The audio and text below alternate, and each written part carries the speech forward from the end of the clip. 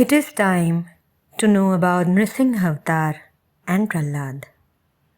NriSimha, the name self-defines. Human, lion. Human with the head of a lion, or lion with the body of human. NriSimha Avataar is an enigmatic form of SriHariVishnu, who revealed as NriSimha for his most prominent devotee, BhaktPrahlad, who is interestingly Daitya Shrestha, the greatest among the Daityas. Daityas are usually characterized by pride and the ones who oppose Devatas. They are named such as they are the descendants of sage Kashyap and his wife Diti. The story of NriSimha Avataar has a prequel in the story of Varaha Avataar, in which we come to know that Kashyap and Diti gave birth to two sons, Hiranyaksh and Hiranyakashipu. Hiranyaksh fought with Vishnu's Varaha Avataar, who was then saving Bhudevi. Hiranyaksh was quarrelsome, and his demise brought relief to Devatas and all creatures on earth. But the story then transmutes, because Hiranyakashipu was alive and wanted a revenge. How could his brother be vanquished by Vishnu? The thought enraged him and filled his heart and mind with hatred towards Vishnu that knew no bound. He was obsessed with thought of defeating Vishnu. Hiranyakashipu was no ordinary Daitya. He was the giant among giants. He started praying fervently. He began his stringent tapasya to get boons to fulfill his goal. For years he stood at one place in a single posture and continued his tapasya to please Brahma. With time, it became so intense that the entire universe could feel the great energy of his penance. The universe was uncomfortable about the phenomenon, and Devatas decided to go to Brahma and ask him to stop Hiranyakashipu from furthering his tapasya. Brahma appeared before Hiranyakashipu and asked, "What does he want?" It was time for the so-called smartest boon to be ever asked for. Hiranyakashipu asked that he should be supreme, unbeatable, one such that no creature made by Brahma, neither human nor animal, neither in the day nor during night, not by any weapon, neither inside nor outside his home, neither in land nor on air, should be able to destroy him. One has to give it to Hiranyakashipu for cleverly thinking through all possible creature concerns and possibilities that could lead to his death. But alas, through this one story, one gets a clear reflection on how limited intelligence could also be. Anyway, to move forward, Brahma said Tathastu, and the boon was granted. Hiranyakashipu thought with this invincible boon he now had the chance to rule without a care. His tyrannical time began. Hiranyakashipu won over everyone and finally threw the Devatas out of heaven, where he started to live in utmost luxury, savoring all goods with his incessant hunger. But even after gaining a control of Trilok and constant gluttony, he remained unhappy. Something was amiss. His hatred for Vishnu remained intact. He was still very unhappy. Hiranyakashipu had 4 sons and Prahlad was his youngest son. Now Prahlad, from the very beginning, was an exception among the Daityas, and there was enough reason for the same. It was due to an immense grace. When Hiranyakashipu went for his severe penance, Kayadhu, his wife, was pregnant with Prahlad in her womb. Indra was trying to stop the tapasya. In a desperate bid, he abducted pregnant Kayadhu. Indra was stopped in his vicious game by Narad. Narad protected Kayadhu and she took shelter in Narad's ashram. Kayadhu, with Prahlad growing in her womb, heard from Narad all the good words and teachings about SriHariVishnu. Prahlad got born in the ashram and stayed there till his father completed his tapasya and returned. So, in an obvious twist, the one who hated Vishnu with all his might got a son who loved and was completely devoted to only SriHariVishnu. Prahlad had a calm demeanor. He was wise beyond his age. Always content, he neither desired anything nor envied anyone. So, he was unlike any Daitya.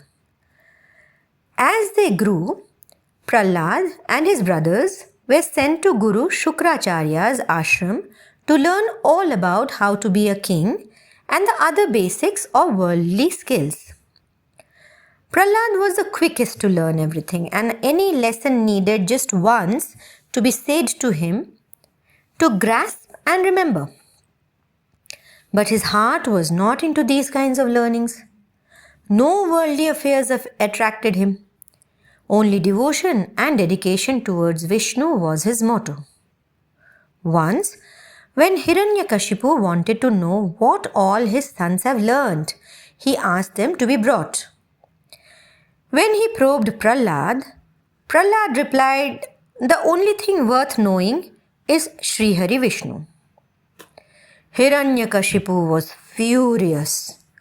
He called Shukracharya's sons, who were the gurus, and wanted an answerability for what they were teaching Prahlad. Perplexed, the Pandits and the gurus didn't know what to answer.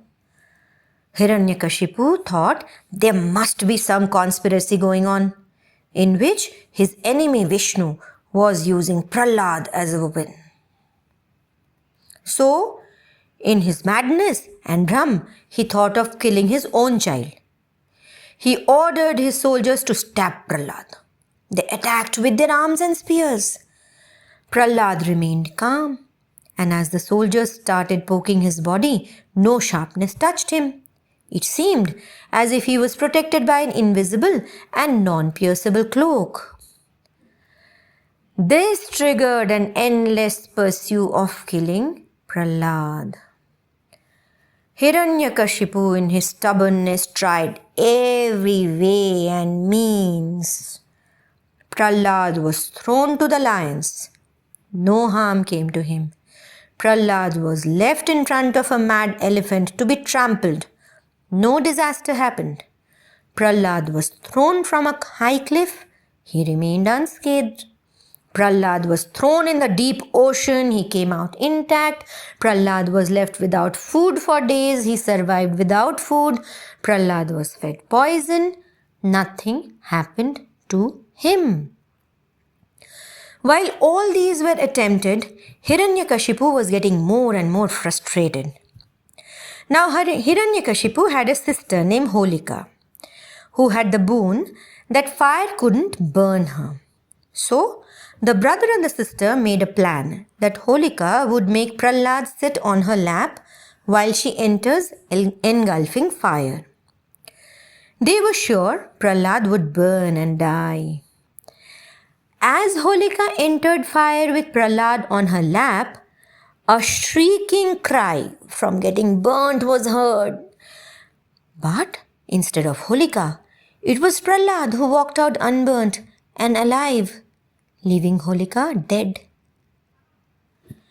This makes the basis of a country celebrating Holika Dahan, a night before playing Holi Utsav. It is in remembrance of evil perishing and true devotion and devotee being kept alive. That was it. Hiranyakashipu could not bear it any longer and sent Prahlad again to the ashram to see if something could be done about changing his mind. The teachers tried, but Prahlad was unflinching.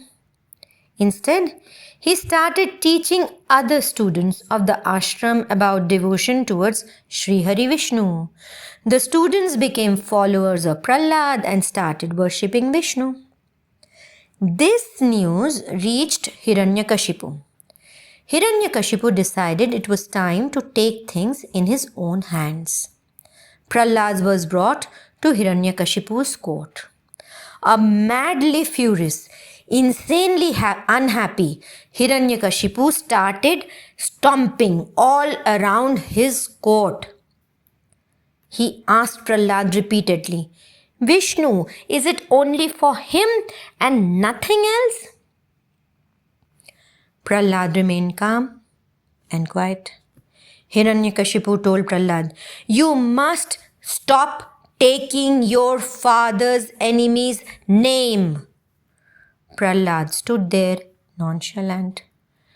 Hiranyakashipu, in his fury, took out his sword and plunged towards Prahlad. He said, "What is this all the time? Vishnu, Vishnu, Vishnu. Where is Vishnu? You say everything is Vishnu. Everywhere it is Vishnu. I can't see Vishnu. How is everything Vishnu? What do you mean? Do you mean even this pillar is Vishnu?" Saying this, Hiranyakashipu smashed the pillar. Out of nowhere, a stormy, dangerous voice started emerging out of the half-broken pillar. Hiranyakashipu frighteningly started looking for the source of that deep, mighty sound all around.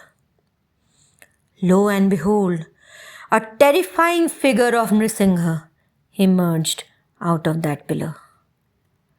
Half lion, half human, with long, frightening canines which are karal dangsht, yellow, terrifying eyes, and long mane, the mighty, fierce one came out and grabbed Hiranyakashipu. Hiranyakashipu somehow slipped and tried to attack NriSimha. NriSimha lifted Hiranyakashipu and took him towards the entrance of the court in no time. Placing Hiranyakashipu on his thighs right at the entrance, NriSimha ripped apart Hiranyakashipu's body with his sharp claws.